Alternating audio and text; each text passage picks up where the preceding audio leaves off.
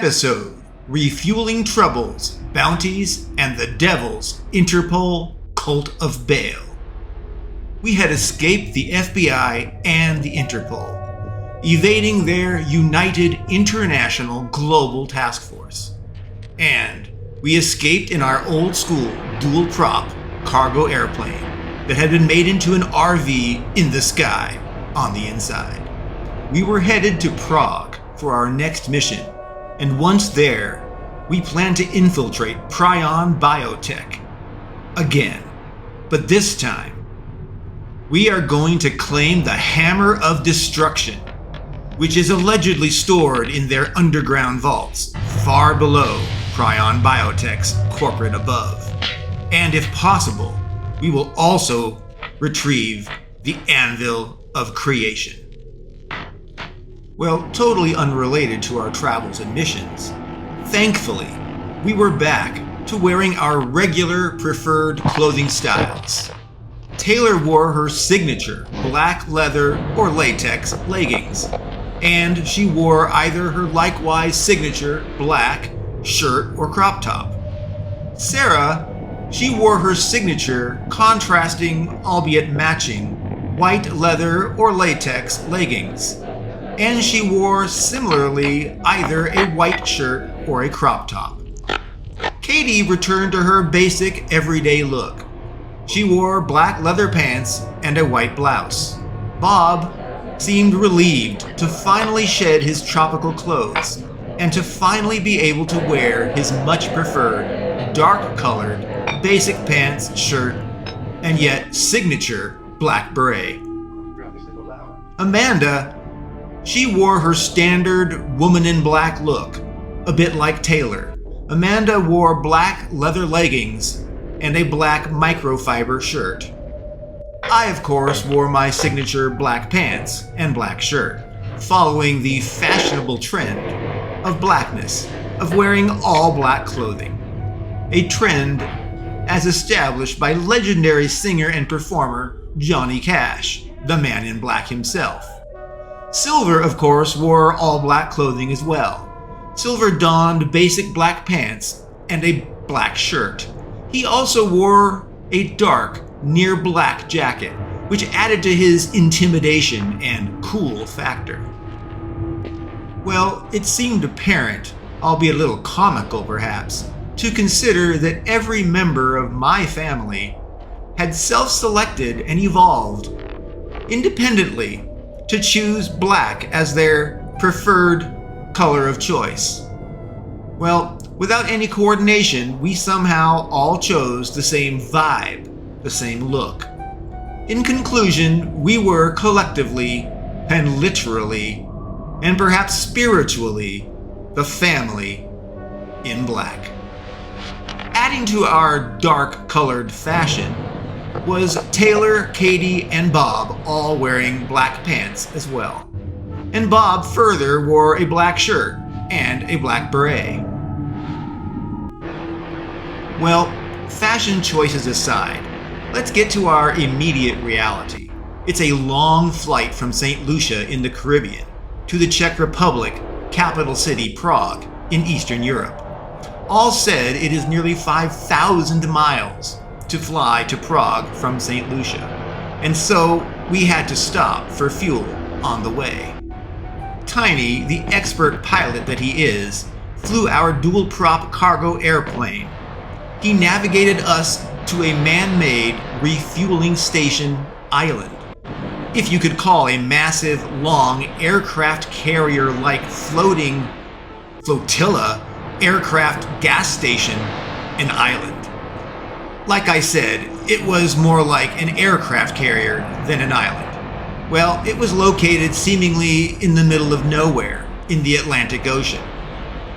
And cleared for landing, we descended and landed with very strong braking to ensure that we stopped in time and did not go over the edge of the landing strip itself and thereby fall over the station's edge into the ocean. Well, we landed without incident or problems. Hooray! Piece of cake for a change.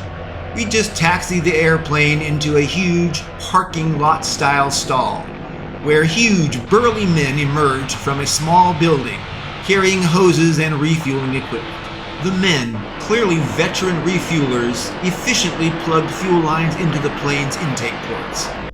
The moment fuel began flowing into the plane, Amanda asked, a little dismissively, "Hey, can we get out of this plane for a bit? I'd like to stretch my legs and walk around some. Airplane aisle walking just isn't very good. It's only so good. What do you say? Can I go for a walk? It seems safe to me. I mean, we're on a tiny floating island. What can happen?" Taylor looked to Amanda, and then to me, and then back to Amanda. "Well, Amanda, I personally think if you want to go for a walk, then you should go for a walk. But let me recommend two things. When in unknown or hostile territory, 1, always travel with a buddy. And 2, always travel armed. Don't go anywhere without a weapon." Taylor closed with a playful grin and instructed, "Take a Glock pistol and get one of us if you plan to go too far from the airplane." Amanda, dismissively to Taylor, agreed to carry a pistol and promptly wandered off into the distance. Sarah sighed a deep, dubious exhale, somehow letting us all know that she felt, dare I say, that she anticipated, if not even expected, that Amanda may well get into trouble. Sarah grumbled, "Be careful. I know everyone must make their own mistakes, but don't be like everybody else, okay?" Sarah implored. Tiny stayed with the airplane as the station workers filled the plane's extended-range fuel tanks. Taylor and Sarah went to pay for the fuel. They walked to an open area that had several sales counters and numerous product displays, with a transaction desk in the back. Katie and I kept cover, staying nearby in eyeshot of the plane, and in eyeshot of the sales counter, and immediate open public areas. We wanted to see everything. I intended to be ready for anything and anyone coming at us from any direction. Bob, he buddied up with Silver and followed him everywhere, to the irritation of Silver, of course. However, Bob did not trust Silver. Bob intended to watch Silver to assess his true loyalty, while watching out for our safety from Silver. Silver, to counter annoy Bob, led Bob on long, meandering walks to all sorts of random locations. He took Bob all over the refueling station's building complex and fuel silos. Well, back to other areas. There was a large, widescreen TV beyond the walk-up sales counter where we were, behind the transaction desk. Our not-so-favorite news station was broadcasting. Channel 86's Breaking News Special Edition was just ending. Oh no. The broadcast ended with declaring that I, Rick Liberty, was an international fugitive and terrorist. They further declared that we were all fugitives and terrorists on the GTeam. And a double uh-oh. Channel 86 announced that there was now a bounty on our capture, on our heads. The FBI had put a $50 million bounty on each of our heads. Catch us all. Me, Rick, Taylor, Sarah, Katie, Bob, Tiny, Amanda, Tushar, and Silver, and our captors, whoever they might be, would earn $450 million. Needless to say, that is a lot of money to motivate freelancers and organizations to hunt us down. A salesman approached, and he looked suspiciously at Taylor, and then he eyed Sarah with apparent doubt. He looked over, and he glanced at me, as I was in the distance watching him. The salesman leaned forward and he asked, "Hey, You wouldn't know anything about this Rick Liberty, or know anything about this terrorist group called the GTeam, would you? Well, Taylor, matching the man's intimidation technique, also moved forward, trespassing into the salesman's personal space. Taylor countered and snarked a little aggressively. As if, how on earth could we know anything, seeing as we have been in the air for so long? The salesman stood up and looked challengingly. It appeared that the salesman was trying to further intimidate Sarah and Taylor into admitting that they were the fugitives and terrorists of interest. The salesman challenged, "Weird, you can get internet and stream broadcasts and shows in the air." He gruffly concluded, "Honestly, I think you're lying.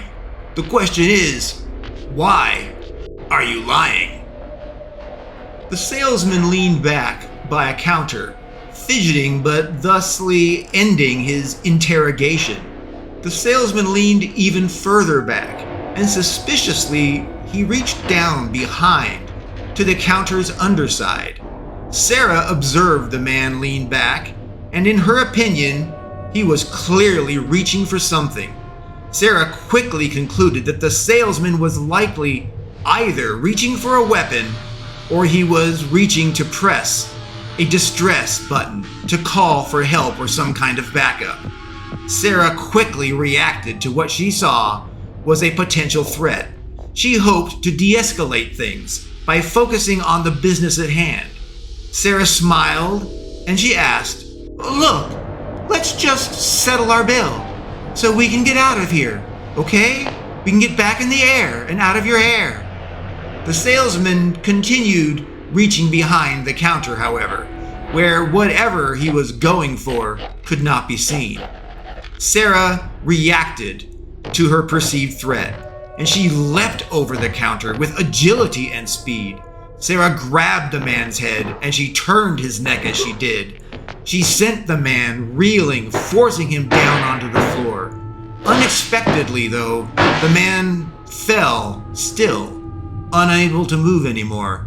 It appeared that he may be on his way to his death with a broken neck when he fell and hit the floor with his twisted, now clearly vulnerable, broken neck. Sarah may have unintentionally killed the salesman. Sarah's haste in assaulting and killing the salesman was in vain, however, for the man had managed to press a sales desk help alarm button after all, before falling to his death at the hand of Sarah's apparently justified, swift, and fateful reaction. And so klaxon alarms blasted throughout the refueling station, inside and outside alike. Taylor paced a bit and looked conflicted between adrenaline, thrilled being, and disappointed and unhappy all at the same time. She lamented, "Great, here we go again. Things just can't go easy as planned." Then, with a serious pair of driven eyes, Soldier Taylor scanned around and almost excitedly exclaimed, "Time to rock and roll. Anyone else? Bring it on. Bring all you got. I'm ready." Suddenly, out of nowhere, a man assailed Katie right next to me. We were so focused on the fight and the drama with Sarah and Taylor that we lost focus of our own situation and our own safety. The man charged, swinging a makeshift steel club. He was charging and swinging at Katie. Katie shrieked a terrified scream in shock and surprise, and she ran from the man.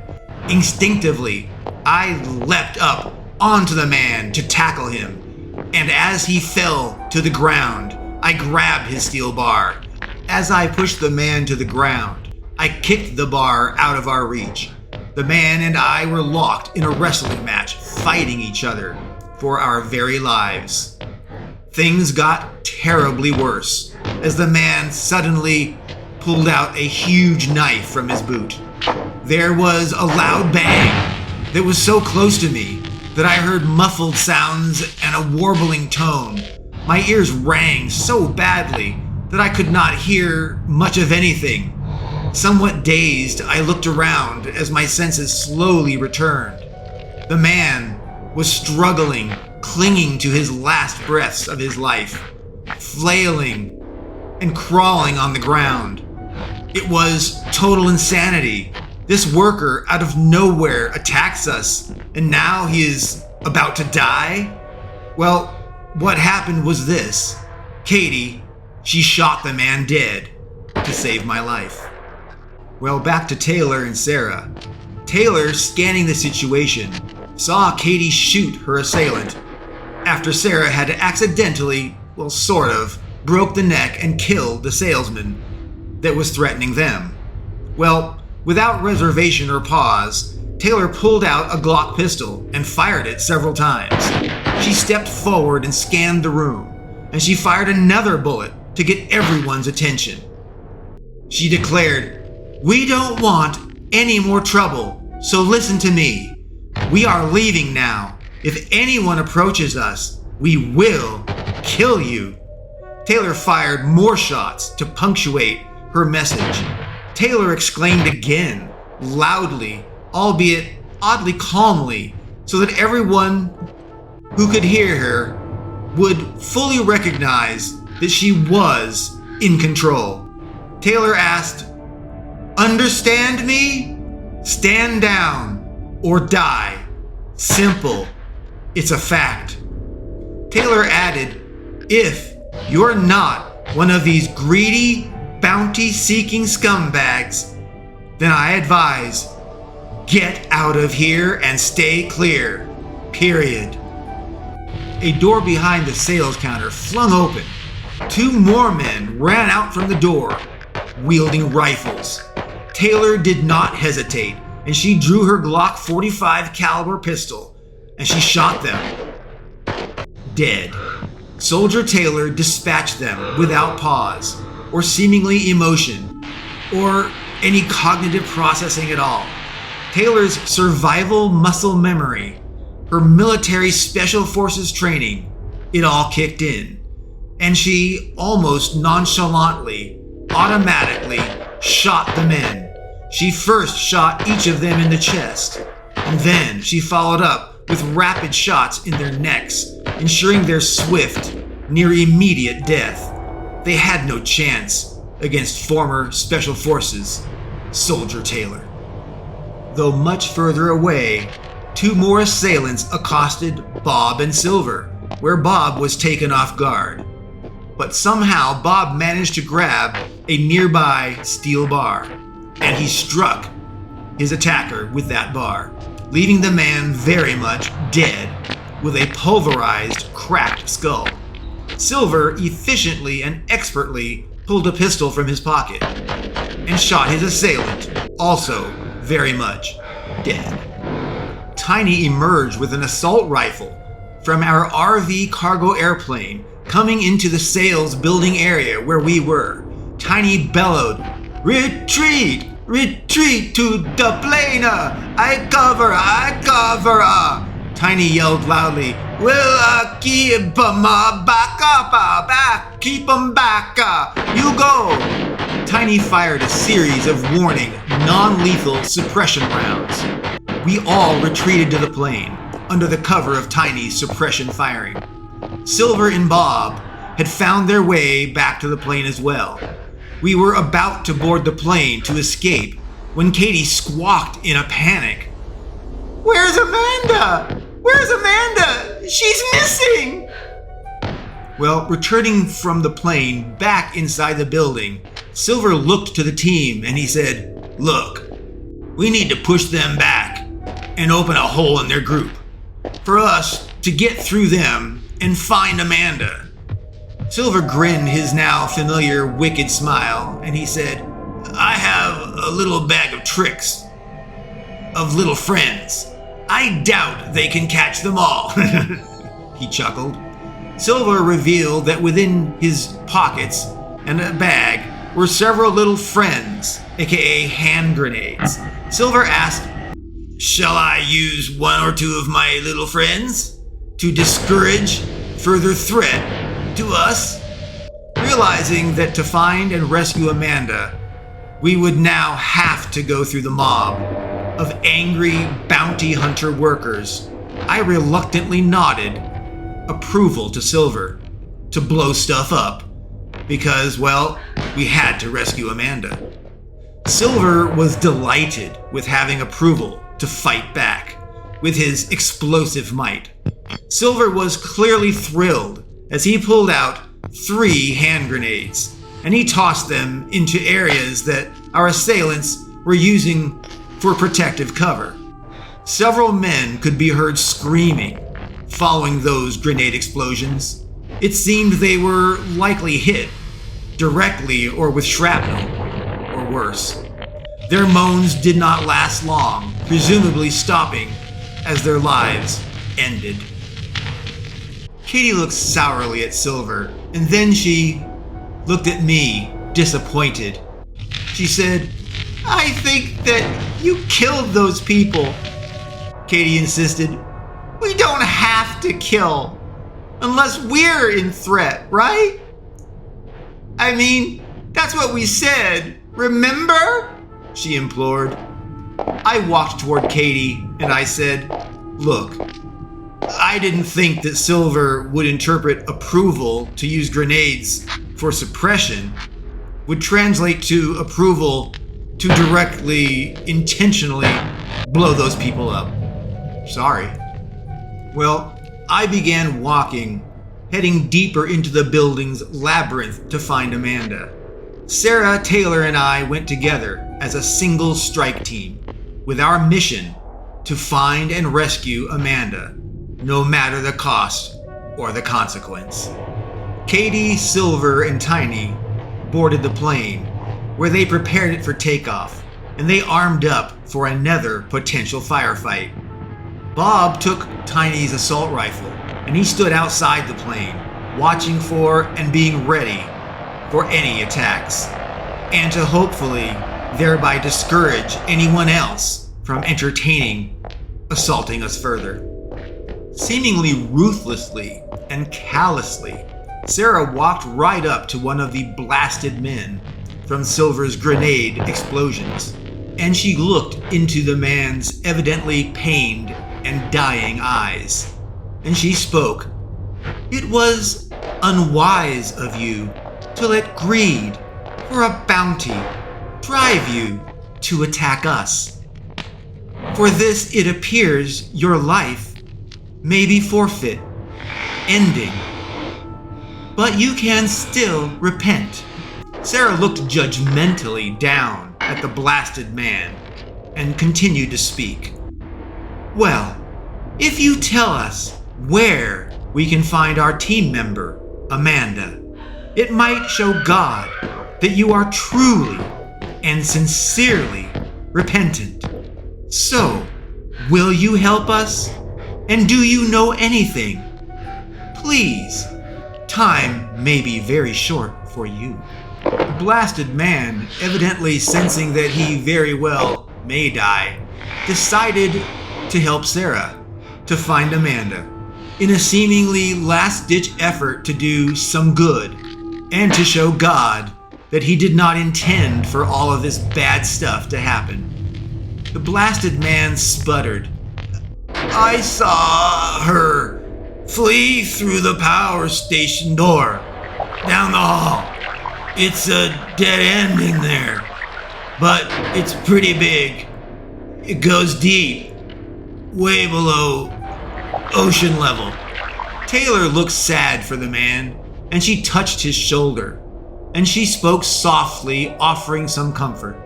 "Thank you for your help. I am sorry that you were hurt. Maybe it seems mortally wounded." Taylor solemnly looked deep into the man's eyes and offered grimly, "It seems to me you are going to die. No one knows, of course. I can end your life, though, mercifully, instantly, if you choose, and ask me to do so. Otherwise, I wish you the best. May God have mercy on your soul, and may God heal you through this time, if it is possible." The man, he sat up unexpectedly, and, though clinging to his life, he spoke surprisingly clearly. "While I draw breath, I have a chance. I must try to live. If you end my life, I have no chance. No, I gotta live, I gotta try. I will stick with the odds where they're best." The man slumped back down, collapsing as he did. He almost begged, "Some chance to live, even if low, of surviving is better. Let me live, okay? Please," he begged, as if Taylor may just kill him right then anyway. Sarah looked to the blasted man, and she sighed and she spoke. "You are doing surprisingly well for being hit by a hand grenade and its shrapnel. I cannot trust that you won't still do something to harm or to interfere with us. Therefore, I am sorry to say that I must bind you. It is for everyone's safety. I am sorry." And with that, Sarah pulled 2 long zip ties from the waistband of her leggings, and she zip-tied the blasted man's wrists and ankles together. It seemed absurd to imagine this blown-up, beat-up, slaughtered man could find the wherewithal to further attack or blockade us. But I had to imagine that, well, it would be possible to muster enough strength to attack us, especially if he was currently now exaggerating his wounds and his incapacity. Armed with our Glock pistols, we entered the power station entry door. The area smelled of oil and musty grime everywhere, and the walls and the floors were filthy, dirty, and unmaintained. You might think that we were descending into a dank, dark dungeon of metal, deep beneath the man-made refueling station in the middle of the Atlantic Ocean. Well, whether dungeon diving or power station exploring, this whole situation was absurd, insane. Bang, pow, pop, pew pew pow, ricochet, clang bang. Bullets were flying everywhere in bursts of 3 shots at a time. The bullets came in flashes from down the corridor. Taylor barked, "Down, down!" as she led by example and crouched herself, dropping to the ground, albeit briefly. Sarah herself, she fell to the ground and leaned against the wall. She cautioned, rising slowly, using the pillar as a shield. Sarah said, "Our pistols don't have the range that their assault rifles do, and they likely have scopes as well. So we have to assume that we're pinned down here so long as they are there." Taylor looked over at me and she asked, "Would you be a dear and be so kind as to go back and fetch some hand grenades from Silver for us? We may need help from his little friends." Sarah grinned at Taylor in apparent support of Taylor's plan to blow up some more opposition and thereby clear our way forward to find Amanda. Well, I returned quickly with a Knights Templar KT tote bag full of high explosive grenades. Yeah, I went straight to the plane and I got the big boom grenades and skipped asking Silver for his little friend pocket grenades. Taylor grinned a satisfied smile as she took out many grenades from the duffel tote bag. She lined them up so they were ready for rapid grabbing, priming, and throwing.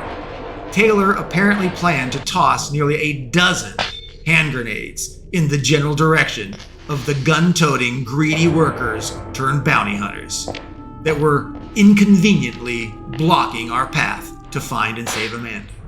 Sarah joined in with Taylor to offer suppression cover fire and to throw some hand grenades herself. into the now advancing blockade of workers, who seemed to be very surprised to have hand grenades used against them.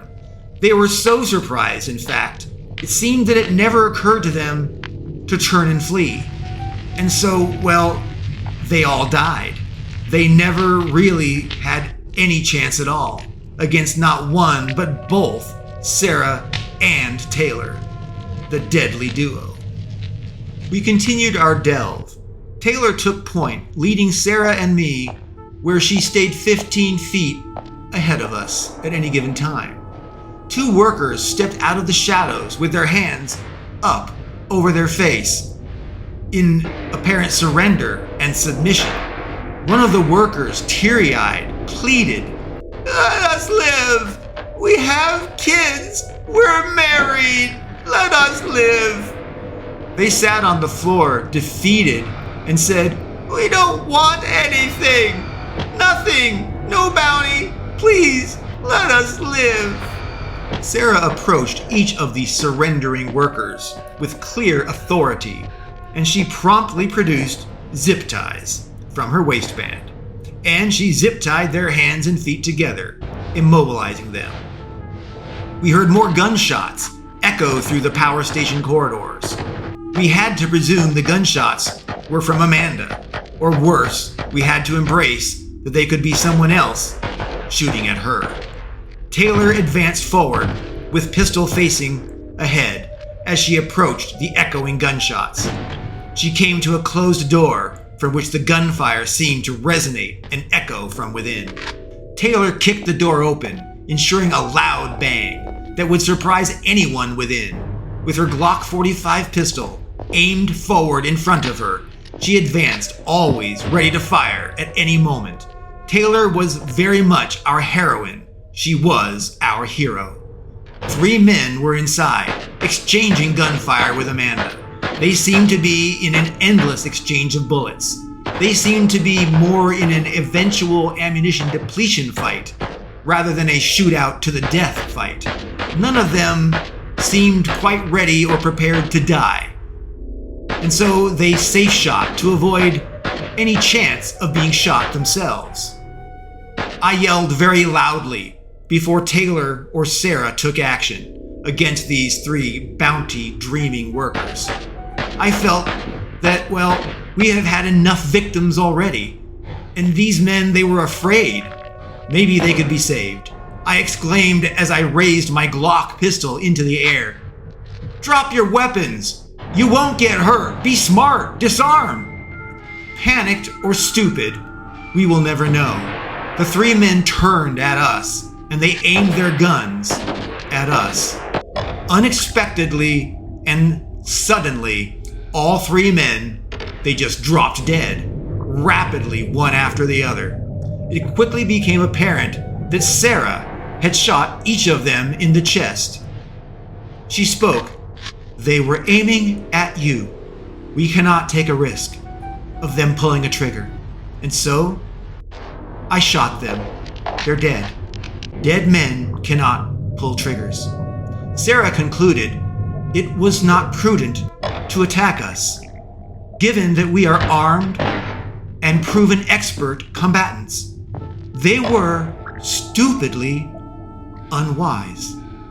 Taylor educated with blunt guidance and said, "Oh, the top rules of firearms. The first rule of firearms. If someone points a gun at you, much less aims a gun at you, you must assume that they will pull the trigger and they will shoot you. The second rule of firearms. If you point a gun at someone, much less aim a gun at someone, you must expect that they will very likely react unpredictably and likely lethally if they can." Taylor walked the area and she fired more rounds to scare anyone that may be potentially nearby, hiding still, from taking any action against us. Taylor said bitingly as she patrolled the area, "They pointed and aimed their guns at us, and we reacted accordingly. We all reacted with swift, protective lethality. In defense of our lives, we did the only appropriate thing given the situation. We neutralized the threat. Done. There's nothing more to it. Soldier Taylor concluded dispassionately, ending any further discussion. She was done talking, so were we. I approached Amanda, who was quite shaken up, fighting for her life, and I extended my hand out to her. In a soft voice, I spoke. "It's okay. We got you now. This place went crazy way fast, but it's under control now. We need to get going and get back to the plane and get off this man-made rock." Amanda was clearly unnerved, essentially paralyzed, stunned, now that the insanity was finally seemingly over. She seemed to be in a sort of zombie, shocked state. Amanda was in some kind of post-terror shutdown, with a huge helping of fear for your life icing on her cake of terror. She was thankful of our rescue and explained nervously, "I was trapped. I was conserving ammo. I didn't know how long I could last. I kept waiting and hoping that someone would come and save me. I thought I was going to die. I've never been in a shootout like that. I've never been in a shootout at all before. It was terrifying. I don't know that I can do this mission stuff," she sputtered anxiously and quickly. Taylor and I, in an unplanned unison response, answered Amanda's self-doubt. "Of course, you can do this." Amanda somehow accepted our simple words of certainty and confidence, just like that, at least in the moment, that she could do this. And with that, Amanda was back. Well, after all that crazy destruction and insane carnage, it was over. There seemed to be no more greedy, bounty-seeking, depraved workers anywhere. The only survivors were those not foolish and naive enough to become untrained civilian bounty hunters. They were all clearly anyone left now in hiding, and so we marched back to our plane without further conflict or incident. As we marched, Sarah returned to her zip-tied foes, and she cut them free. Miraculously, each of them was still alive. Sarah said that she would pray for their survival, and that she would pray for God to have mercy on their naive and proven very greedy souls. Well, with zero opposition apparently left alive, we easily made it back to the plane and were boarded. Back on the plane, we took no time in getting ready for takeoff, and thusly to get back into the sky. Tiny deftly flew us up and far away from the man-made refueling station of greed, death, and destruction. Tiny flew us far away from the station of horror, up to our cruising altitude, and once there, everyone had something to say, or so it seemed. I decreed that we never leave anyone behind, and that includes Catherine, my wife. It took no effort to persuade anyone, as everyone, one and all, without pause or debate, agreed that we should redirect our mission to first rescue Catherine from Interpol's holding center jail cell in London, England. And the second, after Catherine is rescued, we will resume our mission to Prague and retrieve the Hammer of Destruction. Tiny adjusted course, and he announced over the plane's PA sound system. "Course to London, England, set. Mission rescue Catherine." In support, Taylor smiled and she gestured a simple, approving thumbs up. We were on our way.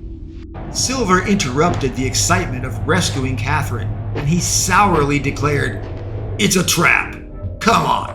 It's obviously a trap." Silver challenged the mission without delay, and he said further, let me explain my thinking. Think about the backstory here behind this mission. You and the GTeam have been hunted fugitives for a long time, and yet no one has ever bothered to harass, much less arrest, Catherine before. Why do you think that is? What changed? Silver continued with a sign of hubris as he talked down to us, as he edu-splained his brilliant, wise, and strategic thinking. Silver spoke his words of insight and genius to us. Silver broke down details so our simple minds could comprehend his genuine brilliance. Number 1. Suddenly, Catherine is a top witness, suspect, and terrorist, all without any apparent trigger or cause. Again, what changed? Why now? Silver continued with his conceit and hubris. And 2. The FBI announces on international syndicated television and streaming services that they arrested Catherine, and they make sure to inform the world where she is being held, which conveniently is not in a high-security prison or facility. Silver grimaced and explained, and 3, the FBI and Interpol make rescuing Catherine timely and urgent by threatening to extradite her to America to be tried as a terrorist, member and conspirator with you and the GTeam. Silver concluded his breakdown as to why rescuing Catherine was a trap. So 4, let's be real. No one would announce where they are holding a prisoner unless they want someone else to know that. Clearly, they want us to know where Catherine is. And clearly, they want us to try and rescue her. The FBI and the Interpol are trying to force our hand into going immediately to London and try to rescue Catherine. It's an obvious trap. Silver further edu-splained his breakdown as to why rescuing Catherine was a trap. They want to use Catherine to lure us into their, no doubt, very well prepared, tailored trap made just for us. They're using Catherine to lure us into a kill box right there in downtown London, England, should we be stupid enough to walk right into their trap. Silver asserted again, it is so obviously a trap. You really can't dispute it. The preponderance of information and evidence, and of unlikely missteps by the FBI and Interpol, it all suggests that none of these were missteps at all. They were all intentional, planned steps, not missteps, to set up this trap. Silver said, it's a trap to get us all killed. They are holding an Ace of Spades death card for each of us. Silver queried, the question is, what are we going to do about it, knowing that it's a trap? Does anyone see things differently? Join in, Silver asked. Taylor looked at Silver and with a frustrated expression spoke. I am pained to agree with you, but yes, it seems this very much is likely a trap. Given you have given this considerable thought already, I thumbs up hearing from you. So, do you have a plan? What are your brilliant counter strategies and tactics? Please share. Silver looked smug, and he offered his plan to rescue Catherine from Interpol. Yeah, I do have a plan. I have a plan that I think will work. Of course, my plan will take serious commitment, but my plan is simple. First, we land somewhere rural, far away from London, using all of your stealth technologies and tactics, and whatever you guys need to do to get us landed in rural farmlands, maybe up in the Midlands between Sheffield and London. Second, we rent a car to drive us from the Midlands to London. And third, we wear burqas to cover up our faces and our bodies. The burqas will hide our biometrics, and thus it will hide our identity from cameras. And given the high Muslim population now in London and England overall, no one will question us wearing burqas and covering our faces and our bodies. Silver grinned. UK laws seem well designed these days to protect the right to wear burqas. And CCTV and public cameras, they can't see through the burqas. So we can wear and carry most anything within the burqa's folds, on the inside. You can go in your everyday bulletproof lined clothes. Heck, you could even go in full combat armor. The choice of gearing is flexible, wearing concealing burqas. And fourth, we place remote detonatable explosives in the tube to disrupt London's underground train network system. And we should place more explosives to blow up London's main train hub, the Waterloo station, and destroy its nearby Ferris wheel, the London Eye. And we should place more explosives yet in the tube below the surface streets that will draw attention when the blast takes out the above ground structures as well. Bluntly, to ensure success, we need to spread out our distractions across London. We should also place explosives in the Big Ben clock tower.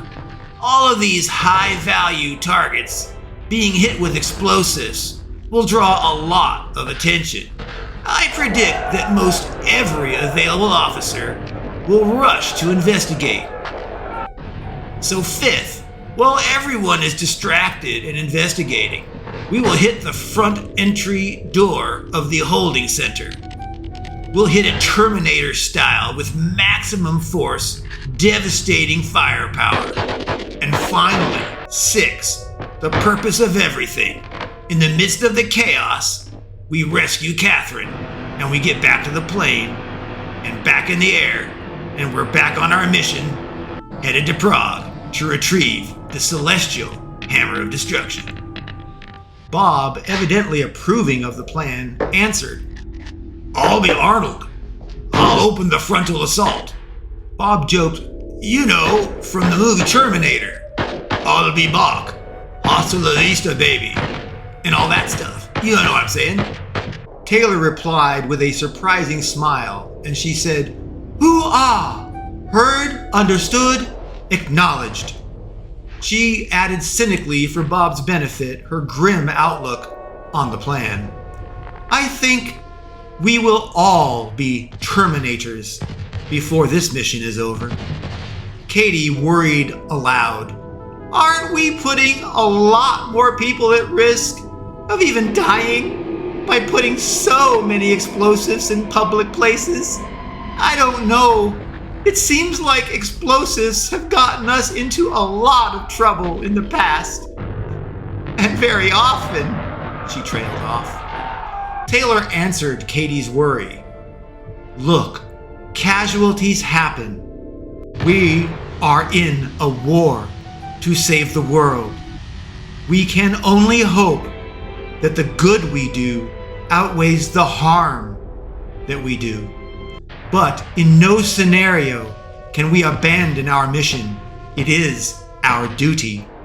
Sarah simply smiled and nodded approvingly of Silver's plan on how to rescue Catherine. I scanned around looking at everyone and making eye contact with them. No one, Katie excluded, appeared opposed at all to Silver's plan on how to rescue Catherine. And so I declared, "We have agreement. We have a plan. It is ratified. Let's do this." Sarah offered that there was a Knights Templar safe house in the Midlands of the United Kingdom. She said that she would coordinate our arrival and our landing time.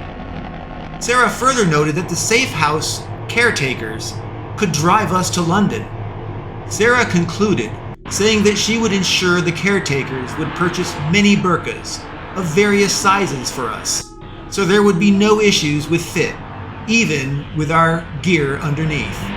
Sarah smiled and she said, "Well, that's 3 steps right there, Silver. And it's a good start for step 4, blowing stuff up. We will succeed," she decreed. Silver indicated that the burqas would make placing the explosives relatively low risk. Therefore, Silver volunteered, if not voluntold, Amanda, Katie, Tiny, and himself to place the explosives. And while they did so, Taylor, Sarah, Bob, and I would take point on assaulting the Interpol holding center. And once the explosions went off, we were to go full Terminator destruction on the Interpol holding center. And soon afterwards, Amanda, Katie, Tiny, and Silver, bombs placed, would all head our way to offer backup and assault from behind the police and their countermeasures. Amanda joked a bit awkwardly that she needs more practice being a fugitive and all.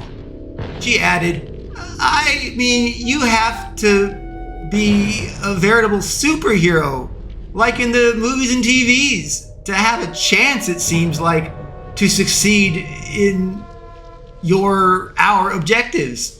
And well, I don't know that I can be a superhero heroine and do all the stuff that you guys can do, and that you may rely on me to do. I'm not a superhero. It seems, I wish I were a hero. I really do.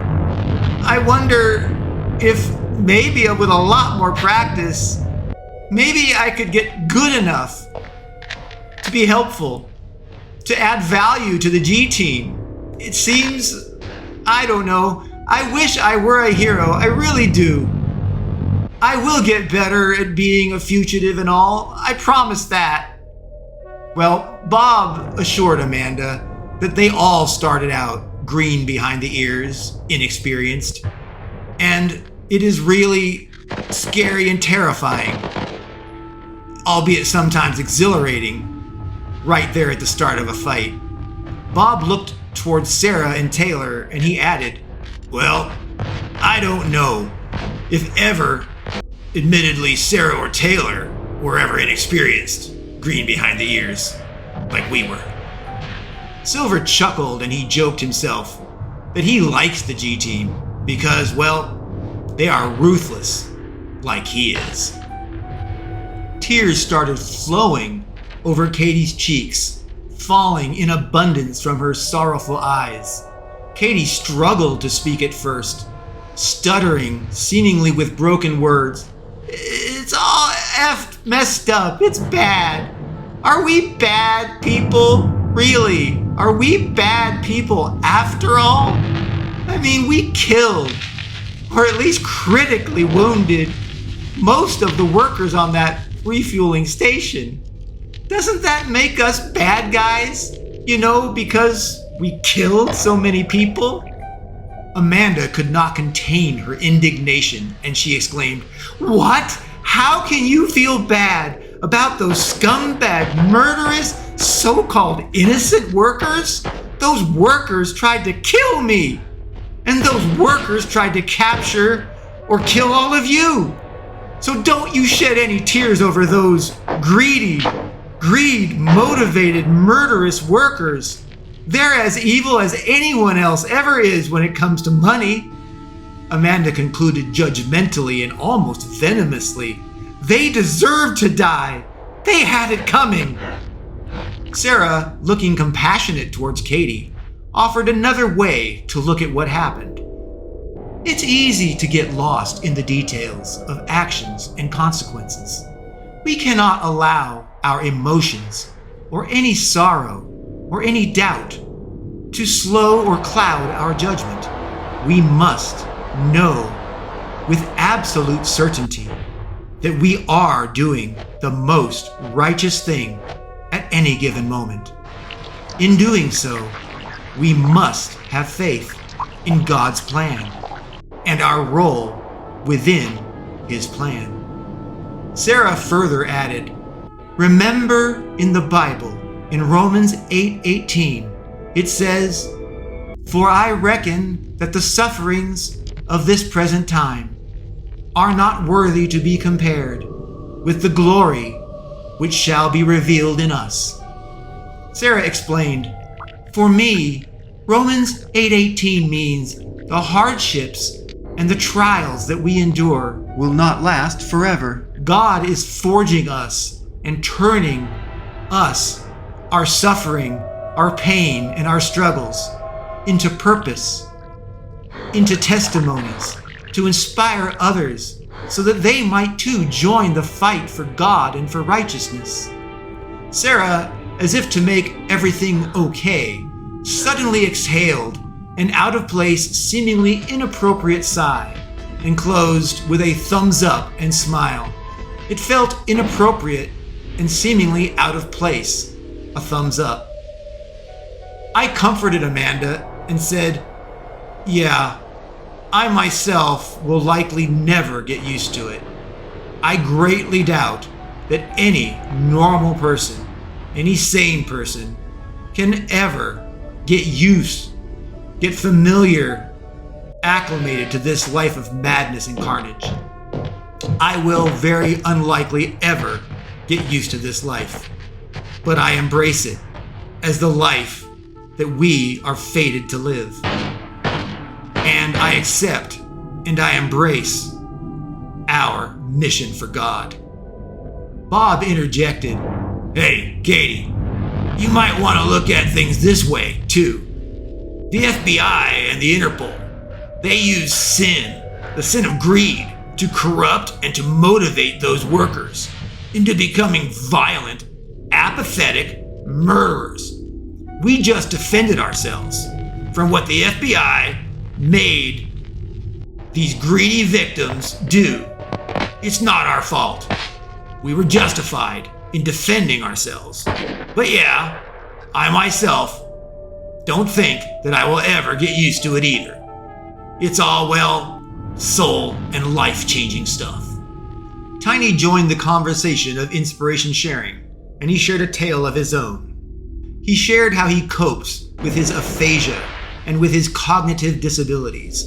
Tiny spoke in his broken words. "I think of Peter 4:12, 4:13.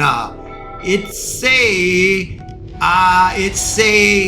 think it not strange concerning the fiery trial, which is to try you, as though some stranger thing happened unto you, but rejoice inasmuch ye are partakers of Christ's sufferings, that when His glory shall be revealed, ye may be glad also with exceeding joy."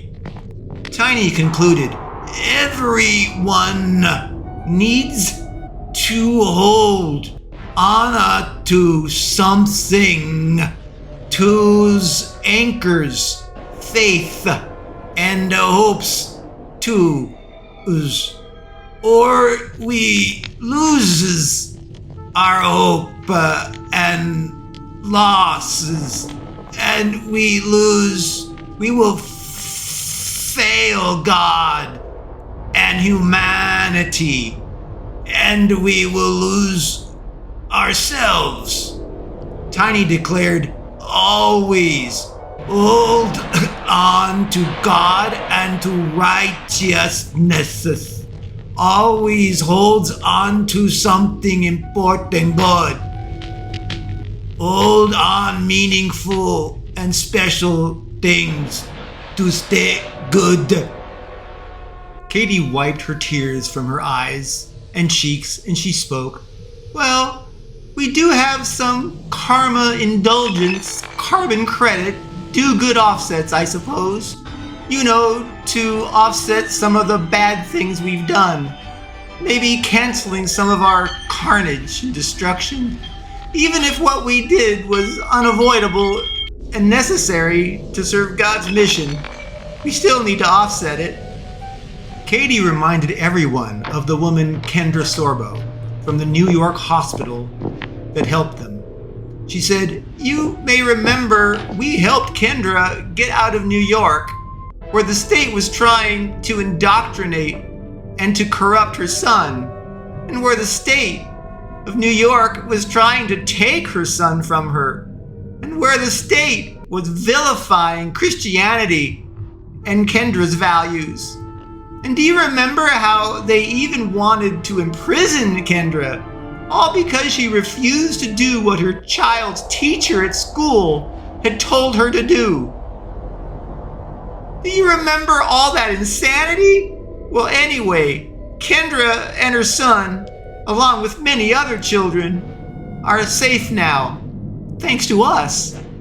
Kendra used the Christian underground that we informed her about, and now she supports them covertly as well." Katie further reminded everyone of our vow and our commitment since the start of our journey to found and fund a tiny house community for the down and out, and for the desperate, and for the disabled, and for seniors, and for people suffering from mental disorders. Katie explained, "Kendra Sorbo has made the tiny house care community happen for real, and she herself officially works for the new tiny house ranch that offers care and respite to all those people we talked about, to people that are down and out and desperate, and to people with those mental disorders or other disabilities, and seniors, anyone that just can't get by on their own or their abilities themselves." Katie concluded, "All it took was our connecting Kendra's needs with our philanthropic goals, and well, a whole lot of money too, from the Knights Templar's deep cash vaults. Well, I really do hope a lot, that our Katie's Care tiny house community can make a small dent in all the bad things and the consequences that we have done as a team in our pursuit of God's mission quest." Simple and very unexpected, Silver surprisingly said to Katie, "Amen, Katie. Amen." Taylor interrupted and snarked, "They say often that we are ghosts in the wind because they don't know where we are or what we're doing. Well, I say let us truly be ghosts in the wind. Let's fade into the woodwork and strike as we need to from the shadows. Let's turn this hunt on us around and hunt our enemies until they are defeated and can fight no more. We will defeat them." Silver, with glistening wolf eyes, just nodded in agreement to Taylor's vision of hunting our enemies. Well, we had our plan to rescue Catherine, and we were finally underway, headed to London, England, in the United Kingdom, the UK. We decided to rest and sleep for a while as we flew to London to rescue Catherine. I slowly drifted to sleep, but my dreams, they were different this time. My dreams were taking me somewhere. I dreamt hard. I dreamed very hard. And the dreams, they were intruded upon by a wicked, skull-covered seal of some kind. My dreams had a crystal clear message for me. It demanded that I heed them. They were vivid and inescapable. Heed me filled my dreams everywhere, just like the angels had reached out to me long before in my dreams, guiding me. But these heed me messages were dark and they were terrifying. These heed me's felt evil, as if they came from hell itself. A horned, devilish face formed in the ether in my dreams, instilling immediate, visceral terror. The devil face spoke in a deep and wicked, controlling, dominating, commanding voice. "Hello, Richard, or Rick Liberty, as you prefer to be called. Or shall I call you by your celestial name of Richard Searborn?" The face introduced itself. "I am Lucifer Morningstar, the bringer of light. I am also often simply called the devil or the deceiver. I am the beast, bearing the mark 666.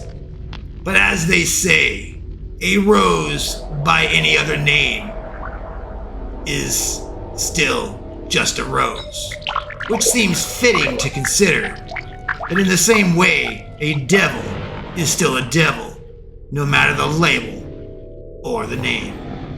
Lucifer laughed menacingly and said, "Rick, I applaud you. You are doing such a great job of damning yourself and your friends and your family to hell.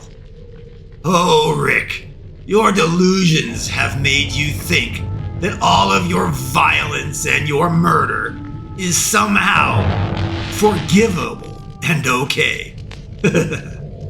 Neither God nor Jesus will forgive you for the wickedness that you and your cohorts have inflicted on so many innocent and good people."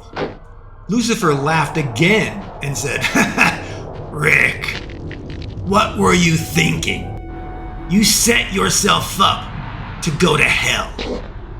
I will be happy for you to join me in hell as my aid, inflicting educational torment on the damned.